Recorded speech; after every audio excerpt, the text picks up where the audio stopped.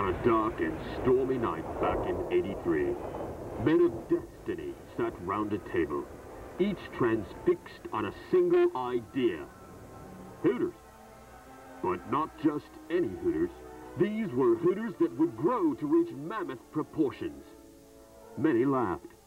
Some offered encouragement, but few believed. That was over 10 years ago, and today stands an empire that spans this great land, serving millions of happy Hooters customers in over 100 restaurants, tons of chicken wings, millions of oysters, and billions of bottles of antacid.